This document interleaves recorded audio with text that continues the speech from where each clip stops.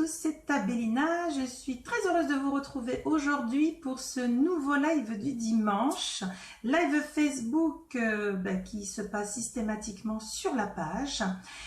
Donc aujourd'hui, nous avons un sujet assez intéressant, la différence ou en tout cas peut-être aussi les points communs que nous pourrions avoir entre le médium canal, le channeling. On entend beaucoup ces expressions circuler. J'ai eu beaucoup de demandes et d'interrogations sur les différences, sur les similitudes. Est-ce qu'il y en avait? Est-ce que c'était pareil, pas pareil? Et c'est vrai que le vocabulaire foisonnant sur ces disciplines, c'est parfois compliqué de comprendre de quoi il s'agit réellement. Alors, je vais simplement faire mon petit démarrage comme d'habitude en attendant que vous puissiez arriver.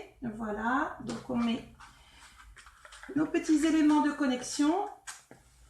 Voilà, c'est fait. Bougie et encens.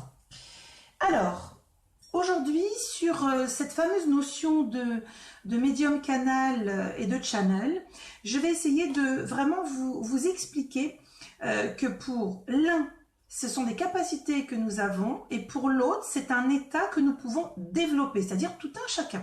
Vous, moi, le voisin, votre grand-mère, qui vous voulez. Alors, le canal ne travaille qu'avec certains plans de l'astral très rarement. Il ne travaille pas avec les plans dits des décédés, c'est-à-dire des défunts, donc le channeling. Généralement, en fait, on lui transmet des enseignements ou des messages d'amour. C'est pour ça qu'on certains se présentent et s'intitulent « Je suis channel, mais je suis guide spirituel ». C'est-à-dire qu'on va beaucoup plus aller sur le territoire de la spiritualité, des ressentis, pour pouvoir se connecter avec le céleste. Alors, le canal, de toute façon, sa vocation, c'est vraiment de faire prendre conscience à tout un chacun qu'il y a d'autres réalités que ce que l'on pourrait imaginer, de l'ordre du terrestre, de l'ordre du quotidien et de l'ordre du visible, évidemment. Le canal, il n'est pas là pour faire de la voyance. Vous voyez, c'est vraiment ce que je vais vous expliquer. C'est la différence entre un médium et un channel, un canal. C'est vraiment deux connexions qui sont différentes. Donc, on n'est pas là pour prédire l'avenir quand on est canal. On est surtout là pour permettre l'ouverture et la compréhension de certains points de vue sur l'avenir, mais de manière beaucoup plus spirituelle, globale.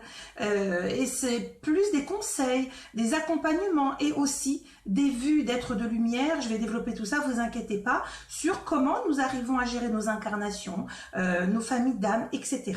Donc le canal et le médium n'ont pas le même travail à faire. L'un et l'autre peuvent être utiles, mais selon les circonstances. Vous avez besoin de prédire votre avenir ou de connecter avec un défunt, vous pouvez utiliser un médium. Vous avez l'envie de développer vos ressentis et de vous mettre à l'unisson de ce qui nous entoure. À ce moment-là, on est en orientation plutôt vers un état de channeling, donc qui est un état de canal où vous vous ouvrez. Alors, le canal, donc être dans un état de canal, ça veut dire quoi? Tout un, chacun, vous, moi, tout le monde, je vous l'ai dit, peut l'être. Pourquoi? Parce que ce n'est pas une faculté, c'est un état de conscience, un état d'ouverture. C'est simplement vouloir et créer ce que j'appelle souvent dans les vidéos le pont entre les célestes et l'astral. Évidemment, ce sont des plans dits invisibles, donc il faut quand même s'y intéresser. On ne devient pas canal comme ça par hasard. C'est parce qu'on s'intéresse à ce qui nous entoure qu'on se dit « Tiens, j'aimerais bien communiquer, j'aimerais bien savoir ».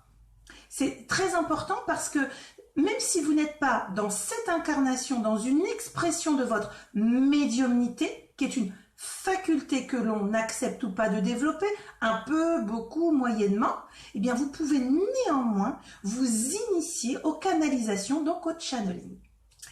Alors, sur les plans, on va dire invisibles, ils sont entre guillemets invisibles, mais ils ne le sont pas réellement, parce que c'est simplement une vue de l'esprit. C'est qu'on a comme un voile, et à partir du moment où on se dit « j'aimerais voir, j'aimerais entendre, j'aimerais ressentir ce qui se passe » et éventuellement, pourquoi pas, recevoir des messages, et là aussi je mettrai le bémol sur la sécurité, entre guillemets, de ces moments de canalisation, mais si vous souhaitez vous mettre à l'unisson de ce qui vous entoure, vous décidez d'enlever ce fameux voile qui vous bloque la visibilité des plans dits invisibles. Et à ce moment-là, vous avez une belle ouverture et découverte du champ du possible. Alors coucou à tout le monde, je vois que vous êtes nombreux à arriver, c'est parfait, j'ai encore une fois grand plaisir à partager avec vous sur ce sujet. Comme d'habitude, j'ai prévu mon arme redoutable pour éviter de faire craquer la vidéo, j'ai prévu une tablette pour regarder vos questions et essayer d'y répondre. Alors je n'aurai peut-être pas une heure et demie aujourd'hui sur le sujet, mais promis, même s'il y a des questions qui voient le jour après la vidéo, c'est-à-dire que vous les mettez en commentaire, j'essaierai d'y revenir et d'y répondre. Alors on va vraiment démarrer sur cette notion des plans invisibles. Comment déjà pouvoir démarrer? Parce que vouloir, c'est bien, mais souvent moi j'ai des messages, non mais Abelina, je vous jure, je me relaxe, je médite, je me nettoie régulièrement, je suis en ouverture, etc. Mais je n'y arrive pas. Alors, la première chose à savoir, c'est qu'il y a un élément bloquant, et pour tout le monde, que vous soyez sûr de vous ou pas dans votre vie du quotidien, si vous avez peur de ce qui vous entoure, vous aurez du mal à connecter, je vous le dis.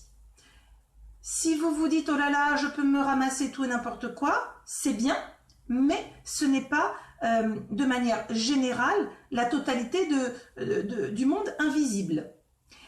Chose aussi importante à vous dire, c'est que vous pouvez vouloir, vous allez donc initier, et il faut aussi vous préparer à ressentir des choses évidemment que vous n'avez pas vécues de votre vivant et du terrestre. Pourquoi? Parce que vous allez ressentir des sensations cachées qui sont pourtant en vous, des capacités de percevoir, de ressentir, et bien sûr que ça va vous faire en même temps et peur, et il va y avoir le titillement du « waouh, ça m'intéresse, oh j'ai envie », mais je ne maîtrise pas. Faites-vous confiance, faites-leur confiance, 2-3 petits protocoles sur lesquels on reviendra, mais vraiment se mettre en situation de canalisation, être canal, faire donc du channeling, puisque c'est une expression anglaise, c'est à possibilité de vraiment tout le monde. Vous l'avez vu sur la page, j'ai même ouvert des ateliers parce que j'ai eu des demandes pour que les gens soient accompagnés. Donc le channeling, vraiment, il y a quand même des étapes préparatoires à votre perception pour ensuite bien vous protéger et ensuite simplement être en travail de canalisation. Alors en fait, le jour où vous n'aurez plus peur de ce qui est caché, c'est-à-dire ce que vous ne voyez pas, le jour où vous aurez compris que vous ne pouvez pas vous limiter intellectuellement à ce qui est visible, puisque je vous renverrai à la science, je vais vous renvoyer aux microbes, vous ne les voyez pas, pourtant ils sont là, et pourtant ils peuvent faire des ravages. Donc l'invisible n'est pas forcément que source de négativité, ce sont des plans qui se présentent à vous, à votre conscience, dans une capacité de pouvoir les recevoir. Et il faut vraiment créer un pont qui soit solide, dans le sens, la volonté de le faire, l'envie de découvrir et aussi de vous nourrir d'une certaine connaissance, puisque en se mettant donc en état de channeling ou en canalisation ou de transmetteur, peu importe le terme que vous utilisez, vous devez être dans une attitude délibérée, c'est-à-dire je veux vraiment le faire. Vous vous offrez comme un véhicule, puisque vous allez recevoir. Et à ce moment-là, vous allez pouvoir percevoir des entités évidemment désincarnées qui vont avoir le désir de vous instruire, mais si vous le faites pour vous, en général, les démarches qui tendent vraiment à appréhender le channeling, c'est aussi parce qu'après vous allez vous en rendre compte, c'est que vous aurez besoin de partager. Partagez à votre manière, à votre sauce. On se fout de faire comme le voisin. Le tout, c'est que vous fassiez comme vous. Même si c'est juste de parler à 3 personnes, oh là là, j'ai découvert un truc incroyable, j'ai eu des ressentis de fou. Eh bien, à ce moment-là, vous allez vraiment partager cette expérience et permettre à d'autres d'avoir la fusion entre le céleste et le terrestre. Alors, comme toute fusion, à partir du moment où on ouvre cette capacité, ce champ vibratoire pour accueillir, bien sûr qu'on doit faire attention. Je renverrai à plein d'autres vidéos de protection, d'alignement, d'ancrage. On fait pas ça n'importe quoi, on fait pas n'importe quoi, n'importe comment. On est respectueux de cette canalisation. On le fait pas parce qu'on l'a décidé sur un coin de table vide parce qu'après je dois emmener les gosses au poney ou je ne sais trop quoi. Ça doit vraiment être un moment dédié. Et c'est surtout, je parle souvent de pont, mais c'est un pont de respect et d'amour que vous allez créer, et plus vous allez l'entretenir, plus vous allez vous dire, mais c'est dingue, plus ça va, plus j'ai l'impression que c'est facile. Pourquoi? Simplement parce que le passage, il est fait. Voilà. Donc c'est une fusion tout de même spirituelle entre deux entités, hein. C'est vous, puisque vous avez votre vibration, et puis l'entité qui va se présenter à vous, en vous, je dirais, pour pouvoir vous accompagner. Alors, bon, pour le canal, vous avez compris, on est canal par rapport à l'univers qui nous entoure, pouvoir connecter avec des familles d'âmes, avec des êtres de lumière, des maîtres ascensionnés, éventuellement des guides également. La médiumnité, c'est une faculté de connexion, et j'insiste, cette faculté de connexion, au moment où je vous parle, les milliards de personnes sur la planète, il n'y a pas 100% de personnes qui ont décidé dans cette incarnation en 2017 de la développer, d'utiliser cette capacité et de transformer, d'en faire quelque chose. Elle est là, mais peut-être faudra-t-il à d'autres 3 incarnations de plus, 30, je n'en sais rien. Donc, il est aussi important que vous compreniez que la médiumnité, bien sûr, ça se développe au niveau du plexus solaire, donc avec aussi cette expression que j'adore coller, parce que vraiment, ça rejoint le noyau, le centre de notre être, en notre âme et conscience. Donc, ce fameux plexus solaire, il est très important, il faut apprendre à respirer, il faut apprendre à se détendre. Plus vous êtes contracté, plus vous êtes dans la difficulté, dans le stress, etc., plus vous bloquez ce passage, et donc le médium, comme un channel, a besoin absolument d'être dans un état d'ouverture maximum. Alors, sur le médium, donc je vous l'ai dit, cette capacité, et c'est vraiment une capacité de lecture, je dirais dans les annales akashiques, donc ce que l'on pourrait appeler les livres de vie, donc pour tout un chacun, les vies d'avant, la vie en cours, les vies à venir. Ces lectures, ce sont des lectures des champs de l'astral qui sont présents autour de nous. C'est comme si nous étions au milieu d'un film. Imaginez plein d'images qui circulent et poum, quand vous appuyez sur une image, vous allez avoir information de cette image, de cet arrêt sur image, et vous allez avoir possibilité en tant que médium de transmettre. Donc l'astral, c'est quand même un plan qui contient des énergies très lumineuses, comme aussi des énergies beaucoup plus noires, qui sont sur plutôt le bas astral. On a besoin des deux pour le juste équilibre, hein, c'est le principe de la dualité. On a besoin et du soleil et de la lune, puisque comment la végétation pourrait vivre, comment les animaux, etc. Comment. Donc recto verso, oui, c'est indispensable, et c'est important de ne jamais l'oublier. Si vous ouvrez votre canal, vous vous ouvrez. Donc vous l'avez bien compris, les énergies les plus basses, les plus noires, c'est à partir de ce moment-là qu'il faut se dire « je dois me protéger ». Les petits protocoles, je vous renvoie toutes les vidéos qui sont sur la page. On a fait un petit... alors comment ça s'appelle? Un petit fichier en fait qui s'appelle, enfin qui est dans les articles, qui s'appelle la boîte à outils. J'ai essayé de vous regrouper tout ce qui était nécessaire pour bien démarrer, ou en tout cas pour essayer de comprendre comment ça peut se passer, et surtout comment ça doit se passer pour vous. Parce que la personne la plus importante au moment de la canalisation, c'est bien vous, hein. Le reste, vous pouvez recevoir plein de choses. Alors, donc cette différence entre médium et canal, vous avez bien compris, le médium va aller chercher des informations nécessaires à un consultant éventuellement, va aussi, en tant que médium spirit, aller chercher et se connecter par rapport au monde des défunts. Donc ça, c'est la médiumnité, cette capacité qui est développée, que l'on décide de développer ou pas. Ça appartient à tout un chacun, il n'y a pas de jugement à avoir, puisque c'est lié au plan d'incarnation. On n'est pas prêt, on veut pas, on est dans d'autres peut-être schémas d'apprentissage, peu importe. Mais en tout cas, voilà, de savoir qu'on peut aller sur le monde des défunts, on peut aller sur les précognitions, donc sur les ressentis, etc. Mais le channel, c'est autre chose, c'est un autre univers. Ce sont des communications plus spirituelles, plus globales, où on peut avoir des échanges aussi avec des êtres de lumière qui nous encouragent dans notre incarnation. Moi, je sais que j'ai besoin, au moins une fois par semaine, grand minimum, d'être vraiment en contact channel avec des êtres de lumière ou des maîtres ascensionnés qui ont vécu, qui sont du coup sur d'autres plans maintenant, mais qui peuvent apporter un petit coup de boost allez, courage, on s'accroche, oui, c'est pas facile, mais allez, il faut tenir bon, voilà où en est l'état de la planète, voilà où en est le taux vibratoire, de pouvoir connecter avec des familles d'âmes, etc. Donc moi, en tout cas, je peux vraiment que vous encourager sur cette discipline qui est encore pas très connue, je trouve, en France. Alors aujourd'hui, moi, j'ai voulu en parler puisqu'on me l'a sifflé à l'oreille. Donc vous savez très bien que je fais l'ensemble des lives vraiment de manière extrêmement guidée.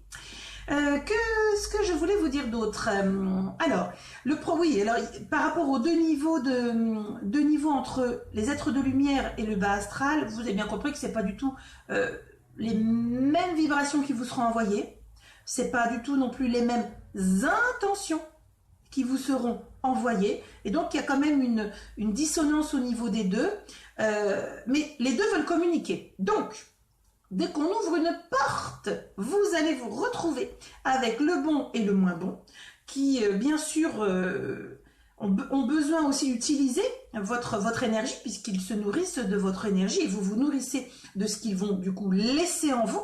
C'est pour ça qu'il vaut peut-être mieux quand même manger de la lumière que de manger de la gadoue. Enfin, moi, c'est un avis personnel.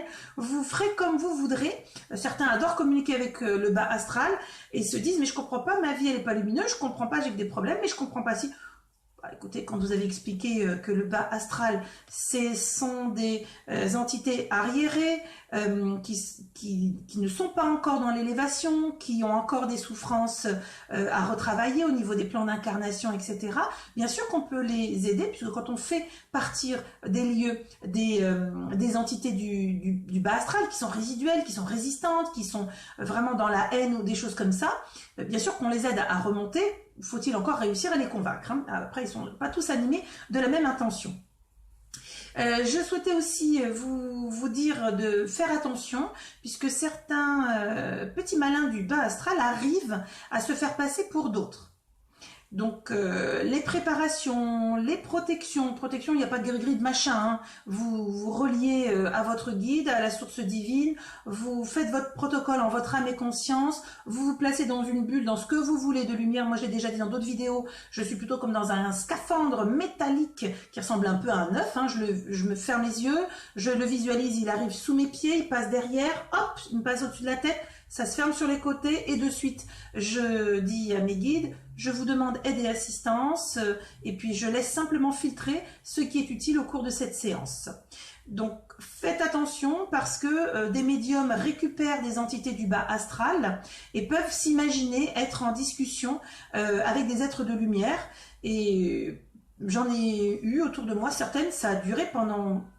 Bah oui, plus de 2 ans, la personne était convaincue d'être avec des êtres de lumière, et en fait, c'était pas du tout le cas. Donc, c'est pas si évident que cela. Donc, et puis, il faut pas oublier que le bas astral qui se nourrit adore nouer ses liens. Pourquoi? Plus ça dure dans le temps, plus on vous apporte ce que vous avez envie d'entendre, etc.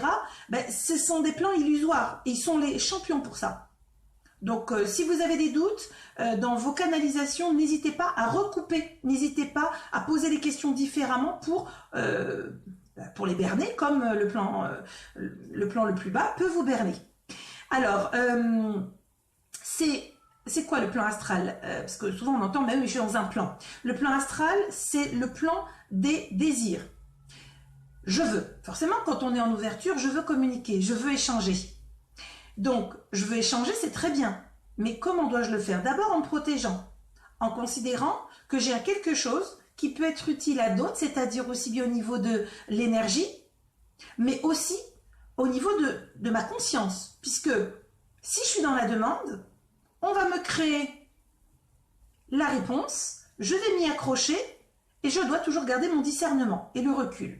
Et c'est là où c'est vraiment le plus difficile, c'est de réussir à garder le recul nécessaire et absolument de se dire, je vérifie régulièrement. Moi, pendant mes canalisations, je m'arrête, je revérifie, je redemande protection régulièrement.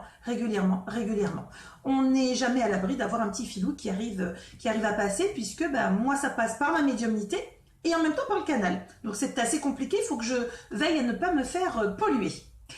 La dernière difficulté donc pour le médium, c'est que quand on est dans cet état d'ouverture, on est, et vous le voyez peut-être sur les vidéos, mais j'espère en tout cas que des médiums ont pu partager avec vous leur ressenti, en tout cas dans leur ressenti de travail, moi, lorsque je suis en canalisation médiumnique, donc pour de la voyance, la personne va me poser sa question, vous me voyez, je suis là, je suis plus là. Alors, c'est pas que je perds conscience, je suis là encore, je suis participative, mais j'ai quand même laissé la place, alors à mes guides, à des défunts qui doivent intervenir pour la personne, etc. J'ai laissé la place à quelque chose, donc je suis là, mais plus vraiment là. Et vous imaginez, si vous ne faites pas tout un petit protocole de protection et puis régulièrement de vérifier que vous êtes avec la bonne personne, d'appeler vos guides, les anges gardiens, qu'ils soient identifiés ou pas. Je le redis, on se fiche de savoir s'ils ont un nom. Vous savez que c'est le terrestre qui a besoin de mettre un nom. Vous avez des guides qui sont des êtres de lumière qui n'ont peut-être jamais été incarnés, ils n'ont pas de nom dans cette vie-là. Enfin, pour vous, il vous faut un nom, il vous faut quelque chose pour le cérébral. Demandez simplement et communiquez au niveau de la source divine. Appelez votre guide, vos anges gardiens, hop, votre famille d'âme qu'elle vous protège au moment où vous vous mettez en canalisation afin de pouvoir connecter. Ça, c'est la première chose. Souvent, je dis symboliquement, et c'est vraiment symboliquement, on espère et on tend vers la lumière. Donc, de se connecter à la lumière, moi j'aime bien allumer une petite bougie, puisque c'est le symbole entre le lien céleste et le lien terrestre. Voilà. Qu'est-ce que je voulais vous dire d'autre?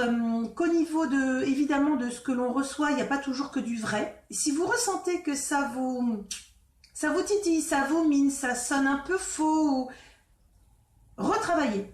Recommencez votre canalisation, replacez-vous, redemandez. Il faut être zen, il faut être détendu et extrêmement ouvert. Et il y a eu de grandes supercheries pour des médiums malheureusement qui se sont retrouvés à récupérer du bas astral et qui pourtant, eux, sont de bonne foi. Ils se disent non, mais c'est pas possible, j'étais convaincue. Voilà, donc faites vraiment attention. Alors, le channeling, c'est ça qui nous intéresse, puisque médium, comme je vous l'ai dit, soit dans cette incarnation, vous êtes dans un choix d'utiliser votre capacité et de l'utiliser dans tout le champ du possible. On va pas faire un lexique de toutes les disciplines. Je vous l'ai dit que pour moi, travailleur de lumière, bon ben voilà, c'est vraiment bouclé. On est tous dedans, quelle que soit la discipline, peu importe, on met un nom, ces disciplines vont bouger, c'est sûr, et certains, par tranche de 10 ans, ça va être évolutif. Maintenant, le channeling, c'est donc une technique qui est complètement différente, puisque c'est une technique, c'est pas une capacité que vous avez, c'est une technique de mise en condition, où vous allez utiliser alors différents chakras. Le chakra laryngé, le chakra frontal et le chakra occipital. C'est-à-dire que vous allez vraiment utiliser toute cette partie-là comme un entonnoir. C'est peut-être pas trop sympa comme image, mais désolé, j'en ai pas d'autre. Et en étant en entonnoir, vous allez bien sûr, ou un aquarium comme vous voulez, si le terme est plus sympa, mais vous allez avant vous préparer dans un état vibratoire où vous allez déconnecter, vraiment déconnecter votre niveau de conscience pour laisser rentrer un niveau de conscience dit supérieur. C'est-à-dire quelque chose que vous ne maîtrisez pas, que vous ne connaissez pas. Souvent, les êtres de lumière sourient quand moi je communique et me disent « mais vous pensez que vous savez ?» Ouais, votre fameux savoir, mais votre savoir n'est pas la connaissance dite supérieure. Et là, c'est important de prendre conscience que vous allez accéder à des choses que vous ne connaissez pas, sur la matière, sur les molécules, etc. Et c'est très intéressant, enfin moi j'adore, j'ai malheureusement plus suffisamment le temps, mais une fois par semaine j'ai ce besoin de canaliser avec eux et de comprendre que vous allez être un entonnoir, là aussi. C'est super important de vous préparer. Alors se préparer... pour ceux qui viendront, je crois que c'est le dimanche 15, j'avais programmé, et c'est encore d'actualité, un live avec la transfiguration. Si vous avez regardé la page ces derniers jours, je vous ai mis un light mandala, c'est-à-dire un mandala qui est animé. Ce mandala permet, alors vous ne le savez pas forcément, mais ça a une visée par rapport à votre vibration, ça permet de pouvoir vous réaligner, d'apaiser, et surtout de vous préparer à élever votre taux vibratoire avec facilité. Alors, je vous parle de ce petit mandala que je vous ai mis. N'hésitez pas à le revisionner. Je vais en mettre un autre. Si j'y arrive, au niveau technique, vous savez comment je suis une bille. Je vais vous en mettre un que je vous recommande de pratiquer quasiment une semaine avant le prochain live. Et vous allez voir, parce que ça rejoint le sujet d'aujourd'hui, le prochain live qui sera sur la transfiguration. Transfiguration, c'est quoi? C'est que je vais mettre mon corps, donc tel que vous me voyez, à disposition de passage d'entités. Je serai un peu dans la pénombre et une fois que vous aurez préparé votre acuité visuelle, du coup, avec ce mandala à répétition, de pouvoir vous détendre et être bien, et de toute façon, il sera pratiqué avant le live par obligation, voilà, pour que vous puissiez vraiment être dans les meilleures conditions. À ce moment-là, vous serez tellement déconnecté, tellement bien que vous pourrez percevoir des choses de l'invisible. Voilà, donc c'était important que je vous fasse le lien avec le prochain live du 15, c'est que cette acuité, cette espèce de déconnexion, elle est ultra nécessaire parce que ça monte votre taux vibratoire de la conscience ordinaire et ça change de niveau. Et ça vous connecte avec des niveaux de conscience supérieurs. C'est un petit peu comme si vous preniez l'ascenseur pour connecter, monter un peu plus haut. Hop, vous prenez l'ascenseur, puis après vous redescendez dans votre incarnation, dans ce que vous ressentez. Alors le grand intérêt de la technique, c'est que les deux niveaux de conscience, c'est-à-dire celle du channel et de la conscience, c'est-à-dire la vôtre, eh bien elles vont cohabiter, c'est-à-dire que vous allez vivre ce que vous allez connecter, ce que vous allez recevoir. En d'autres termes, en fait, quand vous allez channel, que ce soit par la parole ou l'écriture, vous êtes toujours dans la conscience de l'information. Vous ne tombez pas dans les pommes, hein, ça n'existe pas ça, ou alors il y a un souci. Hein. Il peut aussi que vous puissiez avoir des interventions au-delà d'écrire, d'avoir d'un coup une petite voix qui vous chuchote quelque chose. Donc laissez venir, accepter, vérifiez toujours et redemandez visuellement. Vous faites une pause, je redemande à me protéger, je fais une bulle et je ne filtre que pour laisser que le positif en protection. Je demande à mes guides, voilà, à la source divine, à un défunt, si vous savez que ce défunt est là, à ce moment-là, vous redemandez. Donc, vous allez pouvoir, par rapport au channel, vraiment vous mettre dans des canalisations très intéressantes, avec des écrits très spirituels, et c'est toujours mais rempli d'un amour infini. Et c'est un partage qui nous permet d'avoir avec l'au-delà, avec des plans et puis surtout des entités qui n'ont pour la plupart pas été incarnées. Donc c'est super intéressant d'avoir leur vue, en tout cas le regard qu'ils portent sur nous, sur notre incarnation terrestre, sur comment on s'en sort ou comment on cafouille. Plus d'une fois, moi j'ai eu des discussions mais très intéressantes quand je me disais, mais quand j'étais sur ma période vraiment de palier, où je me disais, mais qu'est-ce que j'ai fait ou qu'est-ce que je n'ai pas fait? J'ai l'impression que ça ne bouge pas, que ça n'évolue pas. Et à ce moment-là, on a ces entités qui sont là pour nous rappeler force, courage, conviction. Voilà. Donc ces deux techniques sont physiquement fatigantes. Je le dis, je le redis. Ne pensez pas que je me connecte, je fais ci, je fais la médium, puis après je passe à ça, etc. Donc non, c'est pas du tout anodin. Vous ouvrez votre champ magnétique. Vous avez 7 chakras alignés. Vous les ouvrez. Voilà, d'ici jusque-là, vous devenez un instrument. Donc ça fatigue énormément, très important. Que ce soit avant ou après. Alors, médiumnité ou channeling, hein, moi je le recommande parce que je me suis rendu compte que pour certains, il y avait des malaises, voire des pertes d'essence. Donc quand je vous parle de clairsentience, clairvoyance et clairaudience, certains perdent leur sens. Pourquoi? Parce qu'ils ne boivent pas suffisamment d'eau. Je parle pas d'apéro, hein, mais vraiment, ils ne boivent pas suffisamment d'eau. L'eau est ultra nécessaire pour revivifier, puisque c'est extrêmement fatigant. Donc, il convient de pratiquer, évidemment, des petits exercices d'équilibrage énergétique. Je vous ai mis plein de vidéos, vraiment, vous avez aucune excuse. On a une super vidéo que j'ai partagée qui est le soin par les anges. Voilà, donc ça, elle est super. Chaque fois, moi, je me retrouve dans un état mais de béatitude absolue. Donc, utilisez, il y a plein de choses qui sont à votre disposition. Mais vous devez aussi respecter une bonne hygiène de vie. C'est-à-dire que, bah, évidemment, si vous prenez des substances toxiques, trop d'alcool, trop de clopes ou même de substances illicites, bon, bah, c'est pas top, quoi. C'est pas top. Vous allez être, ah ouais, canal, mais à mon avis, vous n'allez pas récupérer ce que vous imaginez récupérer. Donc, pour développer tout ça, les techniques de channeling, je vous dirais que pour qu'il y ait le moins de risques, c'est la technique de channeling. Parce que la médiumnité, c'est s'ouvrir, mais s'ouvrir en tant que médium, mais bon, pour ceux qui sont en cette incarnation, ils n'ont pas trop le choix, puisqu'ils ressentent. mais qui se disent, bah mince, moi je m'intéresse à cet univers, je m'intéresse à ces disciplines, mais j'aimerais bien moi aussi avoir un petit quelque chose de ce qui nous entoure, eh bien vous êtes capable vraiment de travailler. Oui, trop de sucreries, je vois un truc passer, absolument, trop de sucreries, je vais vous dire quelque chose qui va vous faire hurler. Un être de lumière un jour discutait de plein de choses et je lui disais, est-ce que vous vous rendez compte comme notre planète est en train d'évoluer sur l'alimentaire? Enfin, moi je suis très basique, je cuisine tout moi-même, etc. Et on parlait de tout, et notamment du sucre. Sucre poison de ce millénaire. Le gras c'est une chose, mais sucre poison. Et donc il me disait, je veux que tu comprennes et que tu entendes que le sucre dans votre cerveau, ça fait écoutez bien, c'est dégueu, hein, des glaires. Des glaires spirituelles, pas évidemment, si on vous découpe le cerveau, évidemment qu'il n'y aura pas des glaires dedans, mais ça crée des glaires qui ralentissent votre capacité vibratoire. Donc si vous arrivez à diminuer le sucre, eh ben, ce serait pas mal du tout. Oui, le sucre est un vrai bloquant, semble-t-il. Alors moi je suis pas médecin, je peux pas vous dire dans cette vie-là, je suis pas non plus liée... Là-haut, ce qu'on m'a dit, je vous le partage. Après, vous en faites ce que vous voulez, comme je vous dis toujours. Mes vidéos n'ont pour, en tout cas, objectif, c'est de partager ce que moi j'ai vécu, les ressentis, mes propres canalisations. Si d'autres ont d'autres éléments, au contraire, partagez. Moi, je trouve ça super. Et si la page, elle peut servir à ça, à nouer le débat et les échanges, c'est super. Moi, je suis pas là pour être un gourou, hein. On est bien d'accord. Donc important, voilà, de bien faire attention à notre hygiène de vie.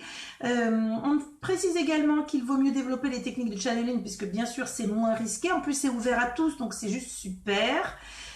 Parce que la médiumnité, en tout cas ouvrir un autre canal qui sera un canal médiumnique, bon on peut capter, on peut être parasité par des énergies qui sont pas super top. Donc quand on est médium ou channel, eh bien c'est une forme de distanciation qu'il faut maîtriser. Pourquoi? Parce qu'on va protéger sa santé physique, sa santé vibratoire, sa santé émotionnelle de ce que l'on peut recevoir et sa santé mentale au final.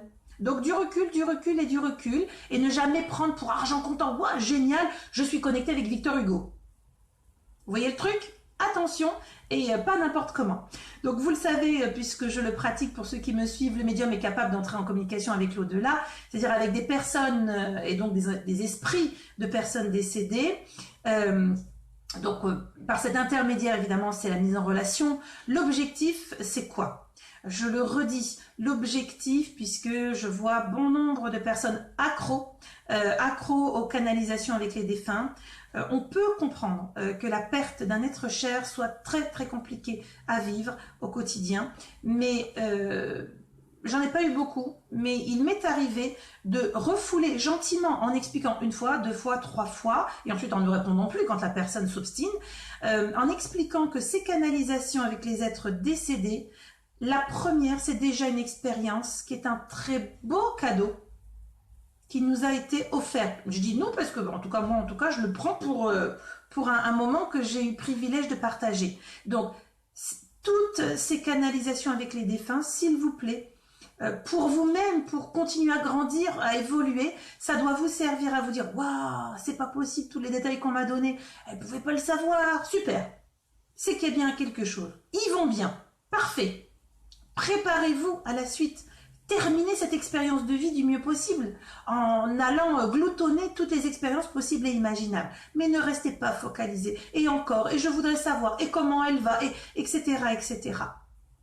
On comprend votre souffrance, on sait pourquoi vous êtes en demande, mais voilà, sur ce point-là, pour en tout cas la partie spéciale de médiumnité spirit, il faut savoir s'arrêter dans les canalisations et garder comme des très jolis cadeaux exceptionnels ces connexions.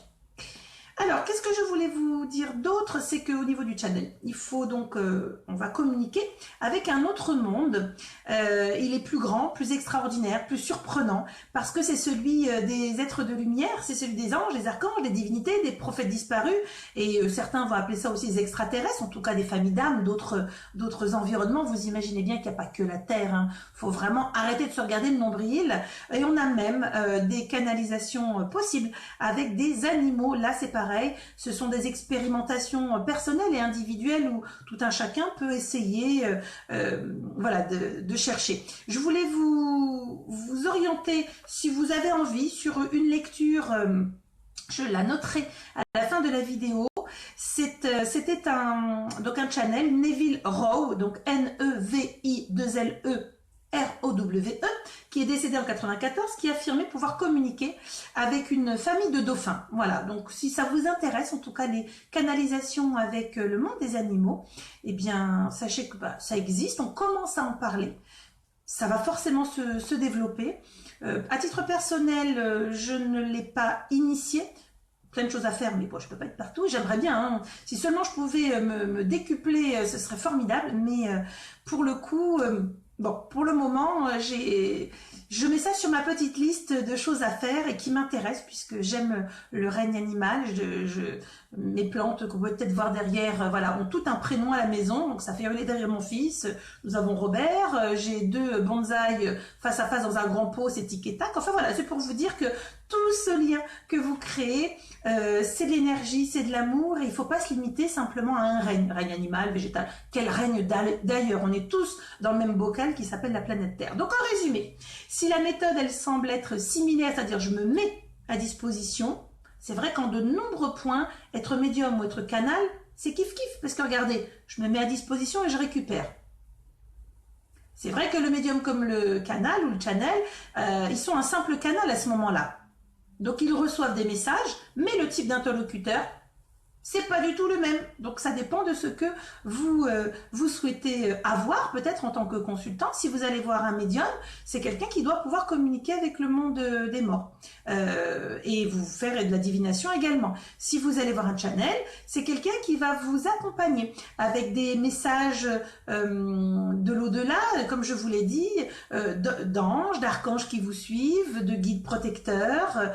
Et à ce moment-là, vous pouvez avoir de la guidance dite spirituel pour vous permettre de vous élever, de grandir, d'avoir des échos à l'âme qui vont faire que vous allez redécouvrir le champ du possible et de vos capacités. Voilà, bon, j'espère que j'ai été claire sur le bidule. C'est pas évident de résumer 2 pratiques qui sont vraiment proches parce qu'en fait on est dans la même attitude, sauf que ce qu'on reçoit n'est pas à la même destination. Alors je vais essayer de regarder vos questions, n'hésitez pas à commencer à les noter. On va voir un petit peu ce que ça donne, puis si ça vous intéresse. Puis vous savez, comme je vous l'ai dit, hein, pour le coup, je vais vraiment revenir par écrit. Voilà, s'il y a d'autres interrogations, parce que je reste persuadée que vous en avez peut-être d'autres. Allez, on y va, dans les commentaires. Je prends ma tablette, hein, parce que sinon, sur le bidule... Voilà, vous reprenez mes tocs de langage. C'est pas bien de se moquer, hein, c'est pas bien du tout.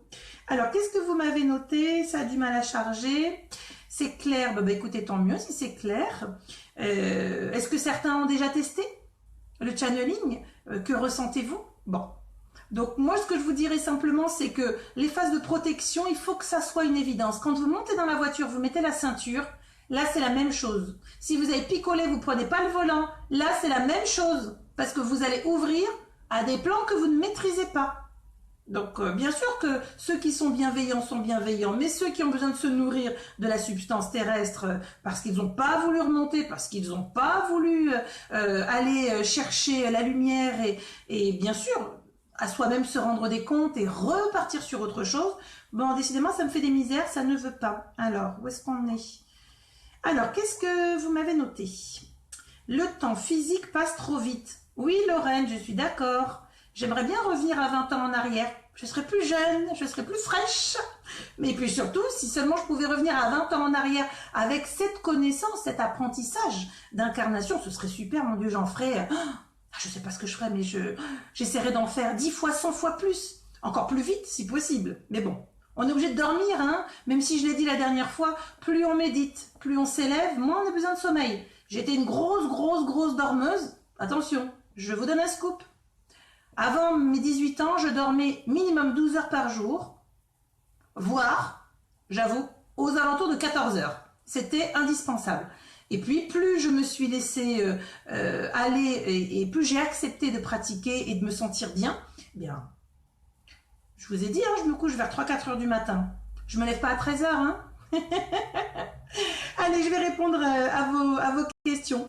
Alors, le protocole channeling est différent de la médiumnité. Pour recevoir un message, on fait appel à qui? Non, c'est la même chose, Audrey. Vous êtes dans un état où vous devenez canal. Donc, vous faites votre petit gris-gris de démarrage, bougie, connexion, demande à des êtres décédés que vous savez qui sont à côté de vous, etc. Et puis, c'est un état d'esprit. Avant de commencer, vous ne pouvez pas vous dire, tiens, j'ai vu la vidéo, ce soir j'y vais. Moi, je vous recommande de reprendre la vidéo du mandala et de regarder, de refaire les vidéos pour ouverture du troisième œil, de méditer ou de vous relaxer pendant plusieurs jours afin de préparer un état de canalisation, un état de réceptivité optimale. Et à ce moment-là, vous vous placez dans une capacité de pouvoir recevoir des choses juste extraordinaires et puissantes en émotion. Je vois Patricia qui dit, oui, le channeling fort, puissant et surtout, niveau apprentissage, ça apporte plus que la médiumnité. On est d'accord. La médiumnité, c'est une capacité supplémentaire que nous avons choisi dans cette incarnation de développer pour accompagner les autres. Et puis par contre, le channeling, c'est s'autoriser à se dire, mon éducation, mon éveil, eh bien, je me canalise, j'y vais, et c'est bon.